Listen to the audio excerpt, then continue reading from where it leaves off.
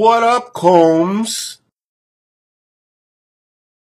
Sasabihin niya sa inyo kung anong oras siya sinaktan, na-torture. Mga alas 2 siguro ng umaga yon, dinala ako sa sasabihin niya sa inyo kung saan siya na-torture. Pinaluhod ako, tapos tumutok na sila ng M16 rifle dito sa akin. Tapos sabi nila na sasabihin niya sa inyo ang rango ng tumorture sa kanya. Sabi ko, opo, Sarge. So alam niya kung saan, alam niya kung anong oras, at alam niya kung sino. Sabi niya, kaso, pakinggan mo ng ang gagawin niya, para mas madali buhay niya, sisisihin niya lang ang huling sound na makikita mo.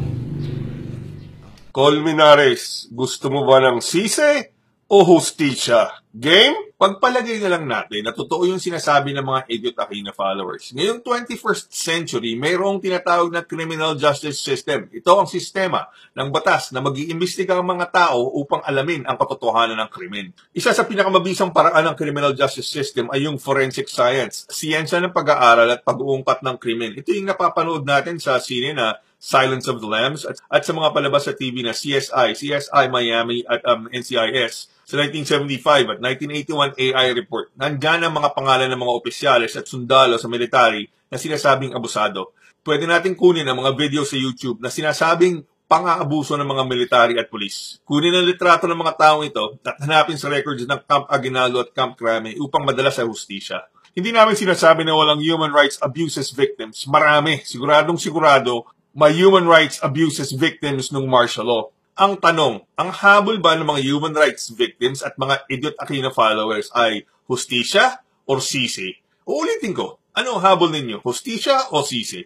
Kung hustisya habol ninyo, nandiyan ang 1975 at 1981 reports ng Amnesty International. Hanapin nyo, kaso nyo, at puntahan ninyo sa Camp Aguinaldo at Camp Crame yung umabus at lumapastangan sa inyo. May mga records sila doon kung sino-sino naka-assign nung panahon na yon. Kung hustisya habol ninyo, nandiyan pa si Fidel Ramos, Juan Ponce Enrile, Estelito Mendoza, si Gringo Honasan na kasama sa class of 1971 ng PMA, si Ping Lacson, yung si What's His First Name Trillanes at yung mga mista nila at mga kasama sa military at police. Gusto nyo ng hustisya? Puntahan nyo si Eta Rosales at si Chito Gascon ng Commission on Human Rights. Sabihin nyo, sabi ni Flip and Flips, gamitin natin ang forensic science yung mga human rights victims at dalhin sa hustisya ang mga abusadong military at police. Kaso, ayaw nyo ng hustisya. Ayaw ng mga Idiot Aquino followers ng hustisya. Parang yung nangyari kay Ninoy Aquino. Alam natin kung sino nagbantay sa kanya sa Fort Bonifacio. Alam natin na wala siyang ginawa sa Harvard University. Alam natin mayroong security video sa Naya nung binaril si Ninoy. Pero ayaw ng mga Idiot Aquino followers at mga Idiot Aquino mula kay Cory, Noynoy at Chris at mga kapatid at kamag-anak nilang walang ginawa para sa bansa ng hustisya. Ang gusto nila sisi. Sisihin si Marcos. Mas madali yun.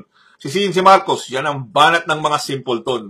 Ayaw namin mag-isip, ayaw namin mag-imbestiga, ayaw namin ng katotohanan at informasyon. Ang gusto lang namin, simpleng sisi. Sisihin si Marcos. Ngayon, napatunayan ulit natin na mga Idiot Aquino at mga Idiot Aquino followers nila ay hindi lamang idiots, kundi mga simpleton rin. Ang gusto nila, sisi.